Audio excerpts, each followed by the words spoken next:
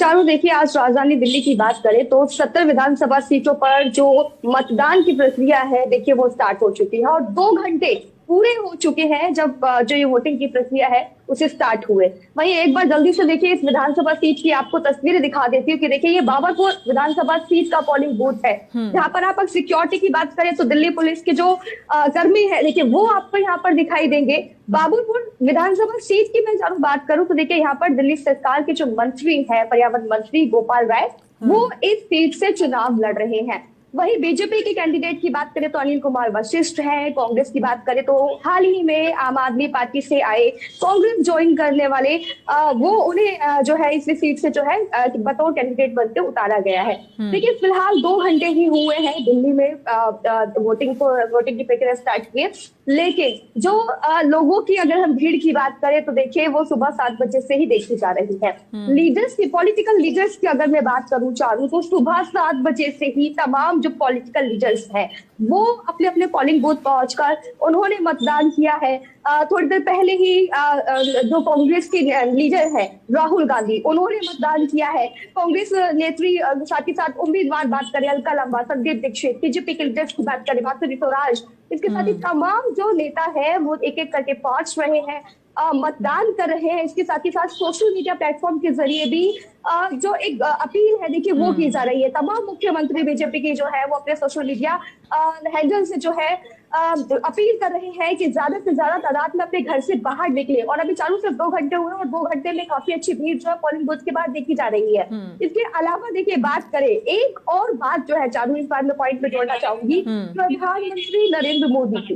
देखिए आज चुनाव है 5 फरवरी को और सुबह 11 बजे संगम में यानी कि प्रयागराज में प्रधानमंत्री नरेंद्र मोदी डुबकी लगाएंगे। और अब तक का अगर हम पूरा इतिहास उठाकर देखें चारू, तो 2019 में जब लोकसभा चुनाव हुए थे तब केदारनाथ की एक गुफा में प्रधानमंत्री नरेंद्र मोदी जो है तपस्या करते हुए दिखाई दिए। तो सोशल मीडिया पर जो फोटो की वो बहुत वायरल हुई थी। करीब 17 घंटे की तपस्या की थी और उसके बाद रिजल्ट आए थे वो प्रधानमंत्री नरेंद्र मोदी के फेवर में आए थे और प्रधानमंत्री को फिर से एक बार जो है प्रधानमंत्री जो है उसे तपस्या ने बना दिया। उसके बाद अगर हम बात करें 2024 के इलेक्शन की, तब भी प्रधानमंत्री नरेंद्र मोदी जो है कन्याकुमारी में गए थे, वहां पर भी देखिए उन्होंने अपनी तीर्थ यात्रा कंप्लीट की। तो एक बार फिर से जब राजधानी दिल्ली में विधानसभा चुनाव है और इस बार जो है काफी एड़ी चोटी का दम सारी जो है पार्टियों ने लगाते हुए चुनावी मैदान की बात करें लगाते हुए दिखाई दिए। तो एक बार फिर से तीर्थ यात्रा पर जो है प्रधानमंत्री नरेंद्र मोदी निकलने वाले हैं।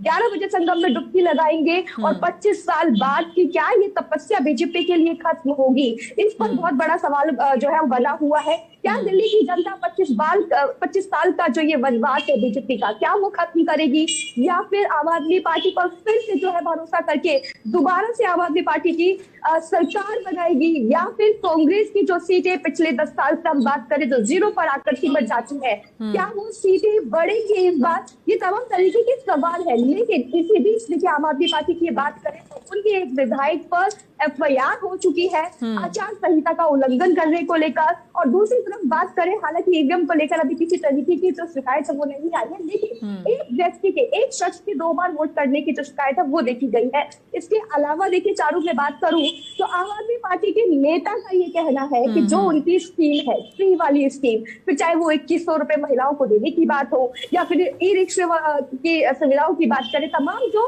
उनकी स्कीम है फ्री वाली, वही बीजेपी उनकी स्कीम को कॉपी कर रही है। कॉपी इसलिए कर रही है क्योंकि जो पैसे देने की बात कही है वो बीजेपी ने भी कही है। मोहल्ला क्लिनिक आम आदमी पार्टी का एक जो है फॉर्मेट है, बीजेपी ने भी वही बात कही है। तो इसे लेकर फ्री की स्कीम का कितना दबदबा देखने को मिलेगा इस सियासी मैदान में, ये देखने वाली बात होगी।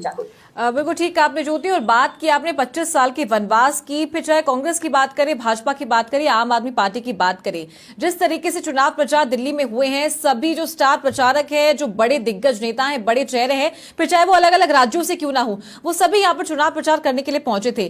तो इस बार ये जो त्रिकोणीय मुकाबला है ये कितना ज्यादा रोचक है और किसका पलड़ा भारी फिलहाल नजर आया चुनाव प्रचार की प्रक्रिया के दौरान और मतदान तक?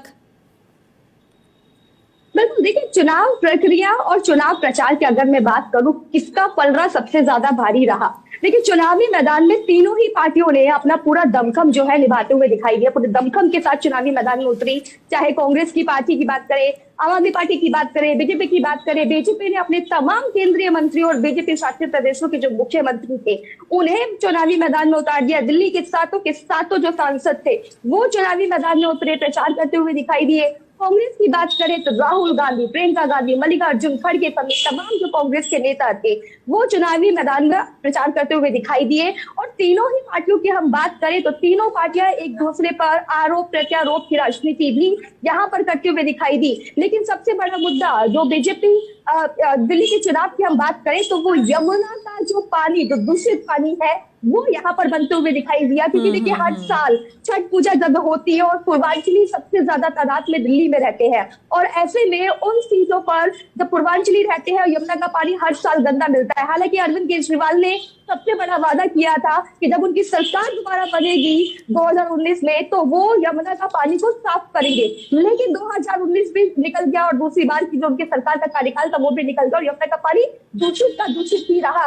यहाँ तक कि उनकी खुद की सांसद, राज्यसभा सांसद स्वाति मालीवाल उस पानी को बोतल में भरकर उनके आवास तक भी पहुंची थी, उन्हें वो पानी टेस्ट कराने के लिए। अब देखिए जब उनकी खुद की पार्टी की सांसद उनके खिलाफ हो, ऐसे में दूषित पानी यमुना का ये सबसे बड़ा मुद्दा यहाँ पर दिल्ली में बनता हुआ दिखाई देगा। दूसरा बड़ा मुद्दा भ्रष्टाचार का जो यहाँ पर बनते हुए दिखाई दे रहा है, और लोग इन्हीं तमाम मुद्दों को लेकर देखते यहाँ पर वोट करने के लिए यहाँ पर आ रहे हैं। तीसरे बड़े मुद्दे की अगर मैं बात करूं, देखिए जो शराब नीति घोटाला हुआ था चारों, जिसके बाद अरविंद केजरीवाल को अपनी गद्दी तक छोड़नी पड़ गई थी मुख्यमंत्री की, और उनके बाद आतिशी को जो है मुख्यमंत्री बनाया गया। तो ये तमाम तरीके के मुद्दे हैं जिन्हें लेकर जो आम आदमी है वो अपने पोलिंग बूथ पर पहुंच रहा है, इन तमाम मुद्दों को लेकर वोटिंग कर रहा है। और अब देखने वाली ये बात होगी कि क्या 25 साल का बीजेपी का ये वनवास खत्म होगा इस 2025 में। क्या 10 साल बाद कांग्रेस पार्टी जो है जिस तरीके से चुनाव प्रचार में दिखाई दी, क्या 10 साल बाद कांग्रेस पार्टी 0 से 5 से 6, 7 से 8 अपनी सीटें जो है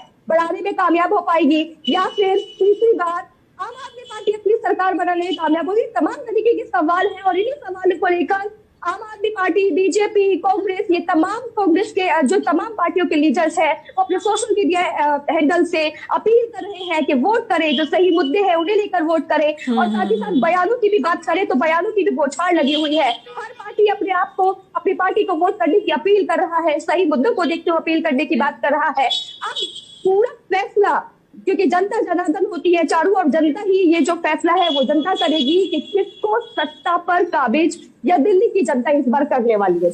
ठीक है ज्योति, बहुत शुक्रिया आपका हमारे साथ जुड़ने के लिए और ये जानकारी देने के लिए। तो सहयोगी ज्योति सिंह दिल्ली